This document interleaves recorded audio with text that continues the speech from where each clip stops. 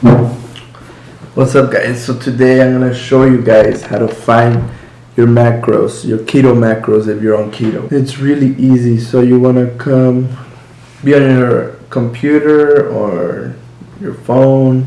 You go to Google, and from Google you're gonna find your BMR, basal metabolic rate, which that stands for the amount of calories that you would lose if you stayed all day in bed. So I'm typing in the information here.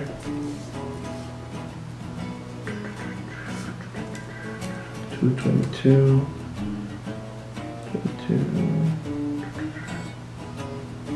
Okay, this is the amount of calories that I would lose if I was in bed all day. 1,966.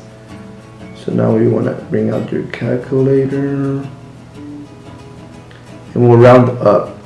We'll go 1970, and then you want to multiply that by the activity level.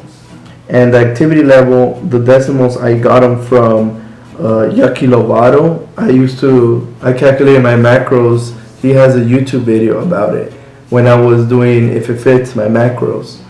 So it's basically like 1.1 if you're like at a desk job, 1.2 if you're like light, 1.2 to 1.3 if you're light activity, 1.4 to 1.5 if you're modern activity, usually like 3 to 5 times a week if you work out, and then I think 1.7 to 1.8 if you're like extremely active, like if you do like a lot of running, construction work, and then you hit the gym like 7 times a week. So we're going to multiply it by 1.4, which equals to 2,758. So this is the amount of calories that I would need to consume to keep my body weight at the weight that it's at right now. But we don't want that. So you want to subtract that by 500 calories, which puts me at 2,258. So we'll just round up, multiply by 0.75 because you want 75% to come from fat, equals divided by 9, because 9 is the amount of calories. 1 gram of fat is 9 calories. And I would have to consume 188 grams of fat.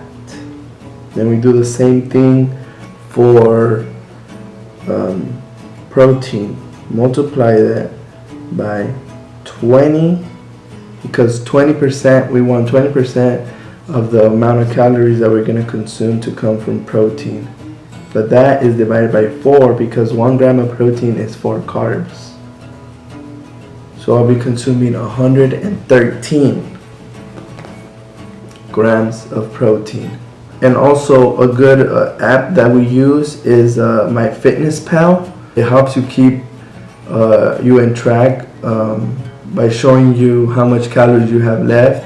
So you usually type in the food that you're eating, and then that's subtracting from the total amount of calories that you need to consume that day.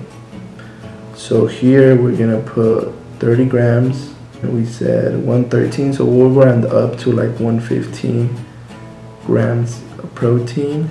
I bought the app so I could control the amount of grams that I really want, but if usually when you're just using the app and you haven't bought it, you only use a percent. You're gonna have to play with it and like figure out the amount of percent that equal to 100%.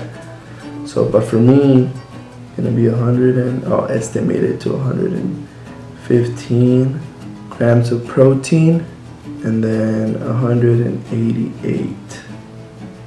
So we'll just go 190 of fat, which puts me at 5% carbs, 20% protein, and 75% fats. So another website that you guys could go is to Keto Macros. This is another easy way to find your keto macros.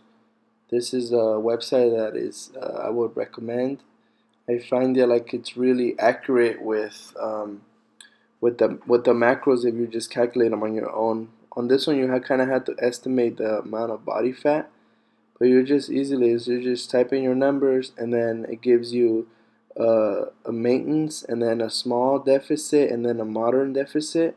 It also gives you an extra large deficit, but I wouldn't recommend that because a lot of people want to lose weight and they go too extreme, and then that's when they fail.